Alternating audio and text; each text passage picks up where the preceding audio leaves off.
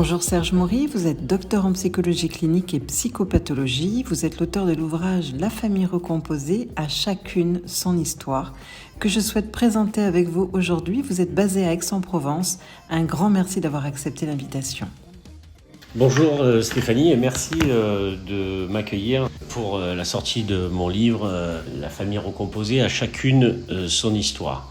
Oui, effectivement, je suis docteur en psychologie clinique et psychopathologie, mais je suis surtout thérapeute narratif, psychothérapeute narratif, et la sortie de ce livre me donne également l'occasion de pouvoir exposer comment nous racontons-nous des histoires et comment peut-on se raconter une nouvelle histoire entre parents, beaux-parents et enfants. Et qui va finalement définir aussi le devenir d'une famille qui s'est composée, recomposée, décomposée pour se recomposer. Je préfère à vrai dire parler de famille rassemblée plutôt que de famille recomposée, car cela me fait penser plutôt à une salade, lorsqu'on dit une salade recomposée. Parce que par définition, les familles le sont toutes recomposées, puisque nous sommes issus de familles différentes pour constituer une première union qui donnera naissance à un ou des enfants, et ensuite une séparation qui, elle, donnera naissance à un autre couple et à une famille dite recomposée ou rassemblée. À vous de choisir le mot le plus adéquat. Voilà, moi je me définis plutôt comme un psychothérapeute narratif, qui est l'équivalent d'une machine à poser des questions. Et je vais essayer de pouvoir répondre à vos questions avec le plus de transparence possible sur les éléments concernant la famille recomposée et pour quelles raisons ce livre. Comment en suis-je venu à me poser cette question et à témoigner de mes rencontres au sein du cabinet avec les familles recomposées. Après votre merveilleux et surtout très éclairant ouvrage « Les parents parfaits n'existent pas », vous avez souhaité aborder la question de la famille recomposée. Pourquoi et qu'avez-vous souhaité mettre en lumière ici ? Merci Stéphanie pour le merveilleux ouvrage et le qualificatif que vous pouvez donner aux parents parfaits n'existent pas. Effectivement, après ce premier ouvrage sur les parents parfaits n'existent pas, je suis parti en fait de la même méthodologie, je dirais, c'est-à-dire mon vécu en tant que thérapeute narratif. Et effectivement, j'ai rencontré ces derniers temps de plus en plus de familles dites recomposées. Et il y a une situation qui m'a particulièrement touché, du petit Arthur qui scarifiait le bureau de sa belle-mère et découpait la garde-robe de sa belle-mère sous la pression et l'influence de sa maman. Et l'enfant donc avait du mal à accepter cette recomposition familiale. Il s'est littéralement braqué contre son père, et la famille recomposée, là pour le coup, a été plus que difficile à mettre en place pour tout un tas de raisons que je vais essayer de vous énoncer. Mais en tout cas, l'idée de ce bouquin part d'une rencontre clinique avec cet enfant en très grande souffrance, n'acceptant pas que son père puisse se séparer de sa mère et se remarier avec sa belle-mère. Ça a été pénible pour lui, mais la démarche est toujours la même. Le même principe que pour le bouquin des parents parfaits n'existe pas. C'est-à-dire qu'en fait, on part toujours, et je pars toujours, d'un constat, d'une rencontre clinique, et également de ce qui se joue au sein même de notre société, puisque aujourd'hui, les familles recomposées, cela représente 10% de la population en France, des familles recomposées, mais on peut y impliquer aussi les familles monoparentales ou les familles qui vivent dans un couple chacun de leur côté, sans être sous le même toit, puisqu'on entend par famille recomposée une famille qui habite sous le même toit avec un enfant dont l'un des deux parents n'est pas le parent. Donc il y a certaines familles qui échappent à ces statistiques, puisque chacun peut aussi habiter à son domicile sans forcément habiter sous le même toit, et ça ne constitue pas une famille dite recomposée. Sur les familles que j'ai pu rencontrer, j'ai également perçu et senti l'intérêt pour certaines familles d'anticiper les choses. Et c'est comme ça que j'introduis mon bouquin d'ailleurs, avec la situation de Sandra et Jérôme, qui, contrairement dans la famille recomposée d'Arthur, Sandra, elle, a pris les devants et anticipé les choses pour faire en sorte que l'on puisse se rencontrer de manière à ce que chacun puisse trouver sa place et rester dans une dynamique où l'on est porté vers l'avant et où on peut avoir une entente aussi avec ses ex-compagnons ou compagnes. Est-il possible de réinventer son couple et du coup sa famille après une séparation ? Comment accompagner les possibles dommages collatéraux ? Alors, est-il possible de réinventer son couple et par la même occasion donc sa famille ? Alors, est-ce que s'agit-il finalement de réinventer son couple en étant ensemble ? Parce qu'avant qu'il y ait une famille recomposée, il y a d'abord un couple qui divorce ou qui se sépare. Donc, est-ce qu'il est possible de réinventer son couple pour pouvoir continuer et pérenniser sa vie à deux ? Ou est-il possible de le réinventer avec une autre personne, ce qui n'est pas tout à fait la même chose. Mais je pense que là, il s'agit plutôt de répondre à la question de réinventer son couple avec une autre personne pour qu'il puisse y avoir famille recomposée. Et donc, du coup, de réinventer sa famille qui, par définition, deviendra une famille rassemblée, une famille recomposée. Bien sûr qu'il est tout à fait envisageable de le faire, et je dirais encore heureux, car sinon cela nous laisserait un avenir sombre et obscur, là où il y a la possibilité de pouvoir réécrire une page, une autre histoire. Mais il est évident que toute séparation, tout divorce engendre de la souffrance, et ce à tous les étages, que ce soit pour les enfants bien évidemment, mais aussi les parents eux-mêmes. Un divorce ou une séparation, disons-le clairement, c'est un échec, mais sur le plan émotionnel et affectif, une souffrance qui est occasionnée au sein de l'ensemble de la famille. Après, il y a l'après, justement, la possibilité de rencontrer une autre personne et de refonder une famille. Pour cela, il faut effectivement être accompagné pour éviter les possibles dommages collatéraux. Et c'est la deuxième question que vous me posez, Stéphanie, qui effectivement est importante. Dans le livre, je fais référence au haka, non pas celui des All Blacks, de l'équipe nationale de Nouvelle-Zélande. Et en fait, dans le haka, le sigle signifie l'anticipation, la communication et l'adaptation. Donc, anticiper, c'est-à-dire faire en sorte de toujours dans le même exemple de Sandra et Jérôme, dans le bouquin, prendre les devants pour pouvoir préparer le terrain, si j'ose dire, et préparer le terrain en sorte que il n'y ait pas qu'un couple amoureux qui entraîne et embarque toute une famille, des enfants, des ex, sous couvert du feu de la passion, mais plutôt de poser le jeu, je dirais, de calmer les choses, de faire en sorte déjà de s'entendre avec ses ex, son ex, et faire en sorte de pouvoir temporiser les choses avant de s'installer ensemble. Mais avant cette étape, faire en sorte de prendre le temps de présenter son ou ses enfants à sa nouvelle ou son nouveau compagnon, faire en sorte de prendre le temps aussi de présenter les enfants entre eux, prendre le temps de s'installer ensemble pour choisir une maison commune. Où va-t-on s'installer ? Chez qui ? Pour qui ? Pourquoi ? Comment ? Donc oui, il y a une anticipation à avoir.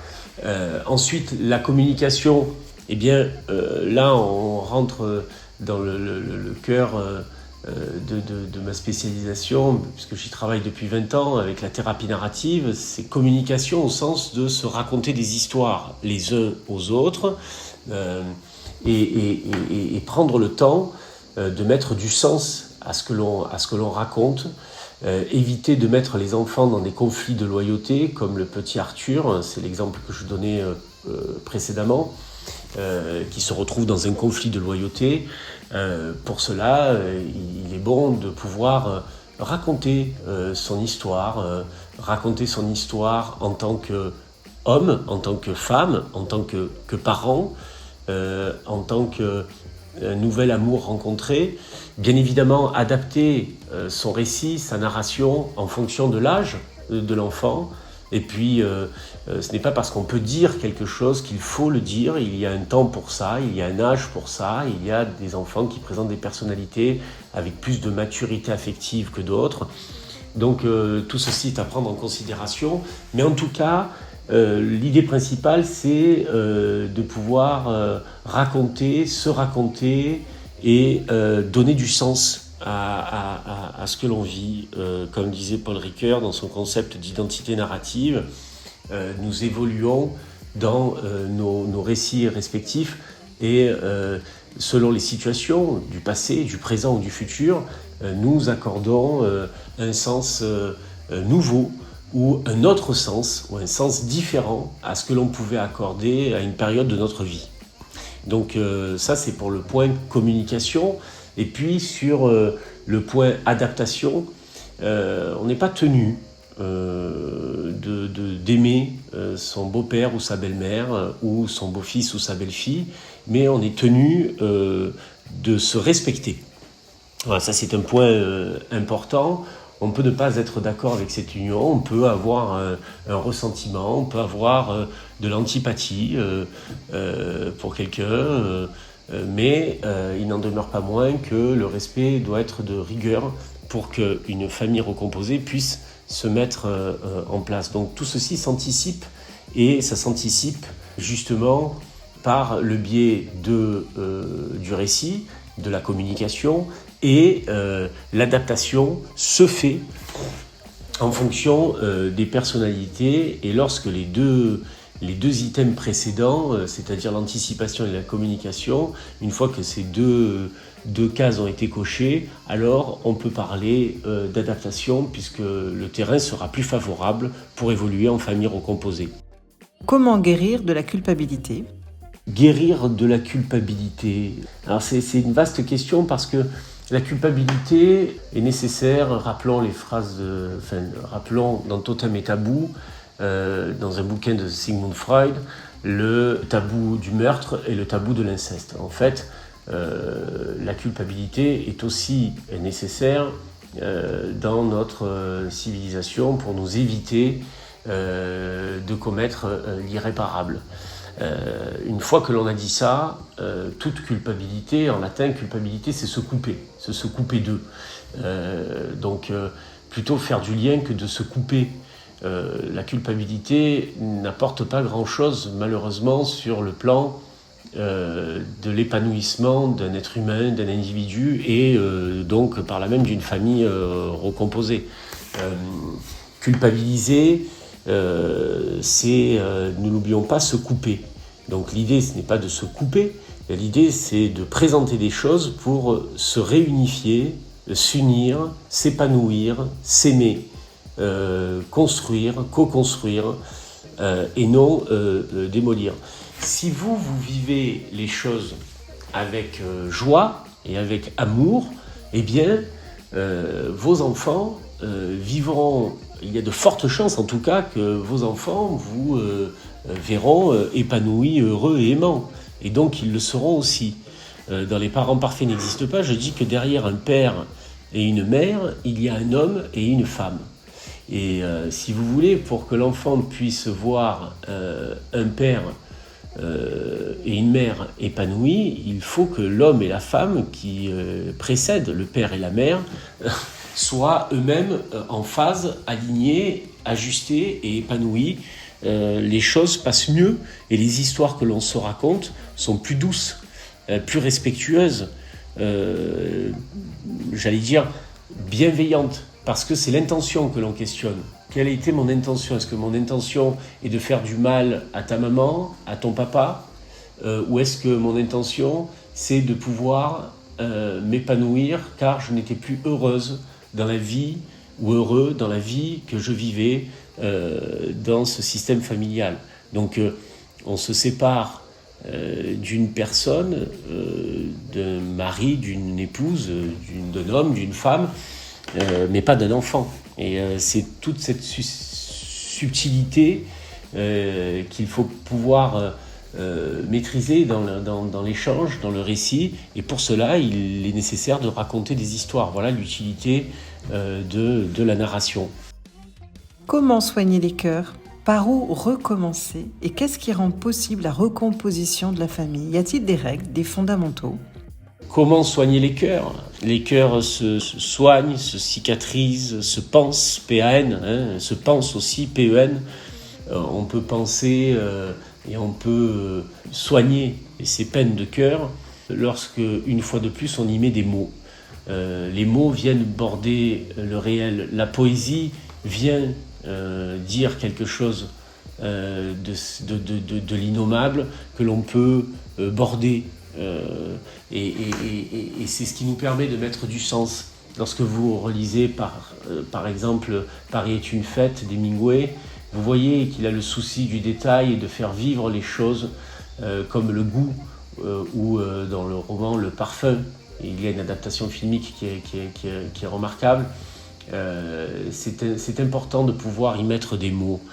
C'est comme ça, à mon sens, que l'on soigne les cœurs. On soigne les cœurs avec des mots MOTS pour penser des mots MAUX. Par où recommencer ?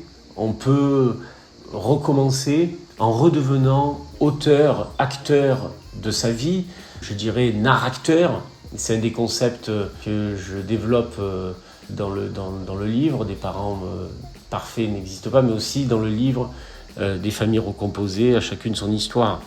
Ce concept de narrateur, c'est à la fois être auteur et acteur de son histoire, déculpabiliser en externalisant les problèmes auxquels nous sommes confrontés. On peut aussi faire en sorte de s'inscrire dans des conversations. La conversation, c'est avant tout quelque chose de convivial.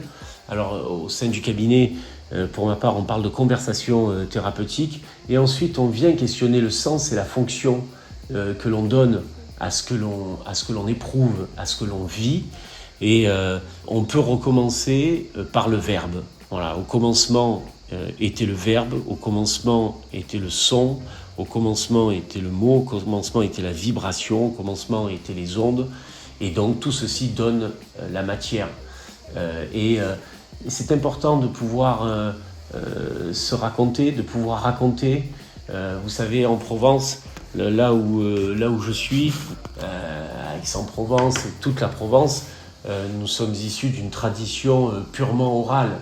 L'art de pouvoir raconter les choses, c'est l'oralité qui prime.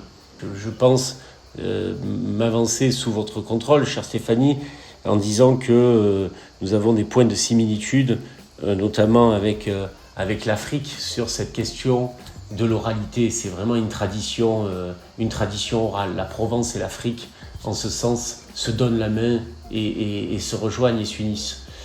Donc, par où recommencer ? Je dirais tout simplement par le verbe, recommencer par cette voie-là, et ensuite recommencer en prenant soin de son ex-compagne ou de son ex-compagnon, en prenant soin de ne pas monter la tête aux enfants, qu'ils ne soient pas pris dans un conflit de loyauté, éviter cela, donc sortir proprement, si j'ose dire, se séparer proprement, toujours avec de la souffrance, mais en évitant les cris, les hurlements, les disputes, l'agrégat et le chaos, et essayer d'être des ambassadeurs de la paix, des artisans de la paix. Donc c'est recommencer en retricotant une autre histoire pour amorcer une autre vie. Merci Stéphanie. Merci infiniment, docteur, d'avoir accepté l'invitation. Prenez grand soin de vous. À très bientôt.